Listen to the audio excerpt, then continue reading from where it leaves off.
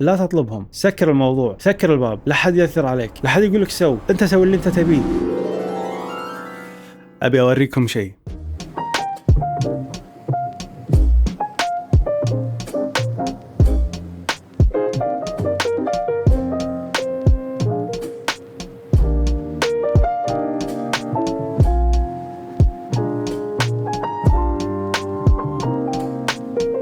هذه البروجكت تصورت مع فريق صغير جدا، ما هو كبير، 4-5 أشخاص.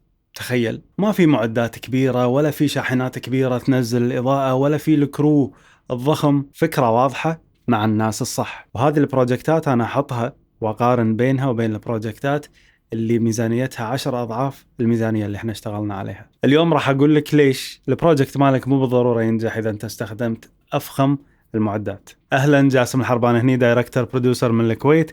اليوم التوبك مالنا شيء انا جدا مؤمن فيه، لاني شفت وايد بروجكتات طاحت والسبب هذا السبب. هل المعدات اذا كثرت باللوكيشن وجبت اشياء انت ما تحتاجها واللسته مالت الاضاءه صارت طويله، هذا الشيء يضمن لك النجاح مال البروجكت مالك؟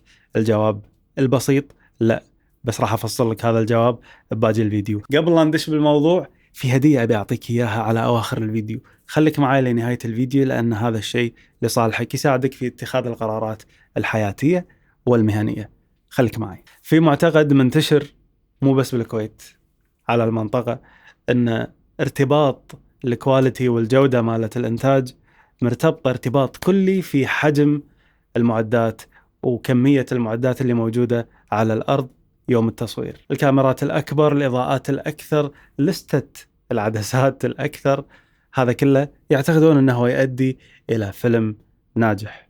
بس أنا فاهم هذا المعتقد من وين جاي. لما أنت تدش ست وتشوف إضاءات وتشوف كاميرات وتشوف سيايير وايد وناس قاعدة تشتغل وخرشي ناس رايحة وناس رادة، الموضوع يبين أنه جدي أكثر، يبين أنه بروفيشنال، يعطيك الشعور أن أنت قاعد تشتغل على شيء مهم. بس خل أقول لك الحقيقة ما وراء هذا الشعور. هو يعطيك الثقة ويحسسك بالانتماء. بالانتماء حق منه؟ بالانتماء حق الصور اللي نشوفها، حق الفيلم سيتس الكبيرة اللي يكون فيها كل ما لذ وطاب من المعدات، كل ما لذ وطاب من الكاميرات. وهذا الشيء يخليك تحس ان انت نفسهم، حتى لو البروجكت مالك مو بذيك القيمة. اللي قاعد يصير ان انت قاعد تستأجر هذا اللوك وهذه الضخامة وهذا الشعور بالأهمية، ان انت عندك المعدات وعندك الكاميرات وعندك هذا التيم الكبير اللي شغال على البروجكت. بس بطبيعة الحال انت مو قاعد يصير معك هذا الشيء، انت قاعد تعبي فراغ موجود عندك اللي المفروض يتعبى برؤية واضحة وصحيحة. تدري ان الكاميرا ما عندها رؤية، ولا الإضاءات عندهم رؤية، ولا حجم من البرودكشن عنده رؤية. المخرج هو اللي عنده الرؤية. المخرج هو اللي يدش لوكيشن عارف بالضبط شنو يبي يسوي، هو اللي يدش في أقل الإمكانيات وعنده الرؤية الواضحة اللي تطلع له عمل يحرك الناس. المخرج اللي ما يدري شنو يبي راح يتوفر له كل أنواع المعدات اللي هو يطلبها وكل شيء راح يكون عنده بالست، بس راح يسوي عمل فاضي. خلينا نتكلم بشيء غالبا ما حد يتكلم فيه. الأعمال الكبيرة والستس الكبيرة، مواقع التصوير الكبيرة، التعقيد فيها هو عدو الإبداع. خل أقول لك ليش. كل شخص أنت تقرر تجيبه الست وتشتغل معاه، في خط ممتد بينك وبينه من التواصل، في معلومات رايحة ورادة طوال وقت التصوير وقبل التصوير، أنت قاعد تحاول توصل اللي أنت تبيه له. ثانيا، كل معدة تي اللوكيشن، هذا قرار جدا صعب. ليش؟ لأن كل معدة لها أسلوب تعامل، لها طريقة تركيب، لها وقت حق السيت اب.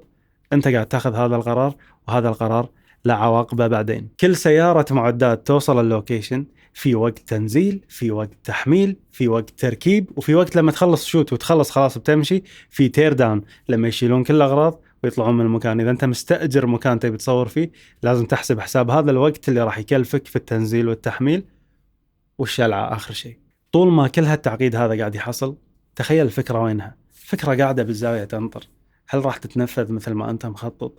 هل راح تصير مثل ما أنت تبي ولا لا؟ دشيت مواقع تصوير كنت أطلع منها أبي أركض من كثر الوناسة، أبي أروح أصور، متحمس جدا من كثر ما شفت النشاط والناس قاعد تركب وتسوي ومعدات وفخامة وإضاءات ودنيا، عالم الدش يعني تنبهر من اللي تشوفه. بس بالنهاية لما الكاميرا اشتغلت، ما كان في معنى للي قاعد يتصور، لهو في التصوير ولهو في البيهايند ذا سينز ولهو بالسوشيال ميديا، وكل من يصور وينزل. لما تصور البروجكت الكل كان تعبان وناسي شنو الهدف الأساسي من هذا اليوم، وشنو الهدف الأساسي اللي نبي نوصله، وشنو الفكرة اللي نبي نصورها. الفكرة الأساسية، الشرارة اللي طلعت هذه الفكرة اندفنت تحت كل هالرغبات البايخة اللي ما كان لها داعي، بس كان شو أن الموضوع ثري بكل ما لذ وطاب من المعدات. خلينا نقارن هذه الرفاهية اللي سولفنا عنها مع فريق صغير قادر انه يتواصل بكل سلاسة، واتساب جروب يشيل الموضوع كله. تدري ان هذا الفريق الصغير الانرجي عنده مختلف، التواصل بينهم مختلف، ما في شيء اسمه المخرج ما حد يكلمه، كلهم مشتركين في هذه الطبخة اللي قاعدة تصير وعينهم عليها، يبونها تطلع في أفضل صورة. وفي أغلب الأحيان النتائج النهائية اللي تطلع من الفريق الصغير كبيرة. اسمع هذه المعادلة: معدات أكثر معناتها ناس أكثر، ناس أكثر تواصل أكثر، تواصل أكثر في نسبة كبيرة أن البروجكت مالك قد يقحص، وإذا قحص البروجكت مالك معناته في احتمال أن أنت ما تطلع النتيجة اللي تبيها. بالرغم من كل اللي قلناه لازم أكون منصف، في مشاريع تحتاج فيهم هذه السيت ابس الكبيرة، في مرات تصور بالليل تحتاج الإضاءات هذه اللي تعطيك اللوك اللي أنت تبي تروح فيه حق الإعلانات مثلا، في التعقيدات اللي مثل فيجوال إفكتس تحتاج تسوي تكنيكس معينة عشان توصل حق نتيجة معينة، هذا كله مفهوم. في هذه الحالة المعدات تسند الفكرة وتطلعها بالشكل المطلوب. هني ذنبك يغتفر وتقدر تاخذ المعدات اللي تبيها، لأن أنت قاعد تسند فكرتك مو قاعد تسوي شو.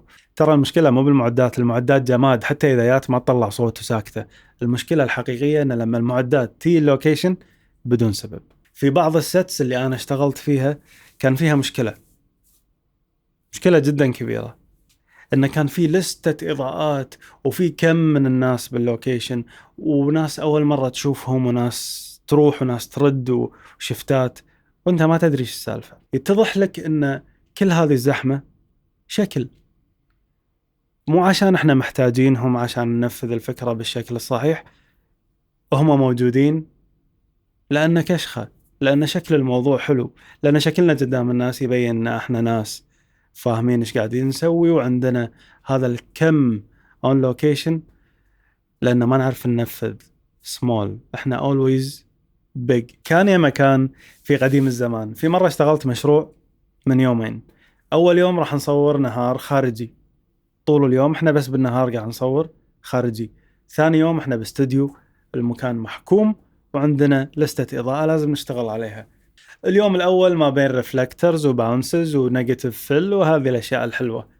ثاني يوم راح نحتاج إضاءة بس مو وايد حق الاستوديو. ما أدري شنو خلاني أروح حق الفان أطل شنو في داخله عشان أعرف شنو عندنا من معدات ممكن تفيدنا وتساعدنا اللي ما انكتبت باللست. فتحت باب الفان، كل اللي تبيه واللي ما تبيه موجود. يمكن هذه السيارة بتروح أوردر ثاني فجايبينها حاطينها على جنب، ما يخالف. رجعت لللستة اللي اعتمدناها حق شركة التأجير، لستة الإضاءة، لستة فيلم، وإحنا مو قاعدين نسوي فيلم. الحين إذا أنت بتصور بالنهار ريفلكترز وأشياء خفيفة اللي تحتاجها، فأنت مو محتاج هذه اللستة الطويلة. مستحيل هذه اللستة راح تنحسب علي يومها. اللستة اللي كانت موجودة بالفان شيء مهول، شيء وايد أكبر من البروجكت بكبره اللي قاعدين نصوره. خل أقول شغلة هني، إذا اللستة انكتبت مو لصالح الفيلم أو لصالح الإعلان اللي قاعدين نسويه، انكتبت لأغراض أخرى، فمن اللي يدفع الفاتورة؟ البرودوسر اللي هو طايح الحظ اللي قاعد يسولف معاكم. فالمعدات ما راح تضيف لك ولا راح تسوي لك الشغل أحسن، الفكرة هي اللي تسوي الشغل أحسن. المعدات مجرد عبء إذا أنت ما راح تستخدمهم، وإذا فادوك فالحمد لله. أنت ما عندك مشكلة وقت، أنت مشكلتك أنك مندفع حبتين زيادة عن اللازم. كل مشروع تاخذه ما يناسب طموحك والمكان اللي تبي توصل له قاعد يكلفك المشاريع الصح اللي تبيهم. حطيت لك هذا الملف الجميل وكتبت لك 7 أسئلة تستخدمهم كفلتر حق أي فرصة تطق بابك قبل لا تلتزم وتاخذها. راح تعرف على طول تتمن وقتك وما تضيعه. ما في مجاملات، الشغل اللي يضيف لك فقط وهو اللي تاخذه بابتسامة. الرابط قدامك وموجود بالوصف. نزل الملف، طبعه وخله قدامك بالمكالمة الجاية. هذا البروجكت فريق صغير، إضاءة طبيعية، رؤية واضحة. وهذا المشروع نفس التوجه، ندري بالضبط شنو نبي وما يبنى شيء زيادة، يبنى بالضبط اللي نحتاجه. أنا مو قاعد أوري هالأشياء عشان أستعرض، أنا قاعد أوريك هذه الأشياء عشان أبين لك أن كثر ما كان الموضوع مسكر وما عندك الحرية أن أنت تجيب كل المعدات اللي بخاطرك، راح تبدع أكثر. قالوا يبوا لي المعدات الفلانية، إنزينيات المعدات الفلانية. شنو بيفيدك إذا أنت رؤيتك فاضية؟ الحدود مو ضعف. المخرج إذا عارف شنو يبي يسوي، الحدود اللي ينحط فيها وإذا انحكر في زاوية، هذه أداة له أنه يفكر بشكل أفضل. زين، شو نستفيد من كل هذا الكلام وانت ليش مسوي هذا الفيديو؟ تعال راح اقول لك، انا ما راح اخش عليك شيء. اذا انت الشخص اللي يعتمد لستة الاضاءة اللي تروح حق شركة المعدات وتيك المعدات في يوم التصوير، قبل لا توقع، قبل لا توافق، قبل لا تطلب هذه المعدات، اسأل نفسك سؤال واحد: هل هذه المعدات راح تضيف للعمل؟ راح تعطي الفكرة رونق مختلف؟ راح تعطيني اللي أنا أبيه؟ ولا هو مجرد فشخرة؟ لا تسأل نفسك هل هذا الموضوع راح يكون جميل لصور الكواليس؟ هل هذا الموضوع راح يخلينا نحس ان احنا جديين وعارفين ايش قاعدين نسوي؟ لا تقول حق نفسك ان هذا المعتاد وهذا الصح اللي لازم نسويه عشان يجيب لنا شغل اكثر. هل هذا الموضوع يفيد الفكرة؟ اذا الجواب كان ايه، اطلبهم. واذا الجواب كان لا، شوحهم، لا تطلبهم. سكر الموضوع، سكر الباب، لا حد يأثر عليك، لا حد يقول لك انت سوي اللي انت تبيه، انت الصح، ما حد ثاني صح. اذا انت عارف فكره انت اللي تسويها، ما حد ثاني يسويها. عرفت شلون ولا ما عرفت شلون؟ الساعه كم الحين؟ خلصنا ولا بعد؟ باقي اخر شيء، يلا نكمل. المخرجين اللي نطالع شغلهم ونحبهم ونقدرهم ونحترمهم، الناس ما ينظرون لهم بالمعدات اللي يبونها يوم تصويرهم، ينظرون لهم برؤيتهم الواضحه، قراراتهم الصح، بالخبره اللي عندهم انهم يخلقون بروجكت ناجح في كل مرة يوقفون فيها اون ست. من تتبنى هذا الفكر، المعدات راح تصير آخر شيء أنت تهتم له. الحين صار الوقت أن أنا أسمع منكم يا أصدقاء. في مرة اشتغلتوا بمشاريع وحسيتوا أن المعدات اللي موجودة والناس والزحمة اللي موجودين أكبر من المشروع نفسه، أو اشتغلتوا على مشروع صغير في ناس شوية بس لما طلع سمع وسوى صيت أنتم ما كنتم متوقعينه؟ اكتب لي بالكومنتس المواقف الغريبة اللي صارت معاك اون ست. إذا هذا الموضوع أثار اهتمامك في أي شكل من الأشكال، وعرفت واستفدت أن الموضوع مو محتاج هذه الزحمة ولا محتاج كل هذه المعدات عشان تطلع في عمل يحرك المشاهد ويأثر فيه، سوي سبسكرايب. لأن هذه الأنواع من المواضيع احنا نتناولها أسبوعيا في هذه القناة، وانت شرف فيك معنا كل أسبوع كل سبت الساعة 6 المغرب غالبا. شكرا لكم ولمشاهدتكم، وأشوفكم بإذن الله قريب.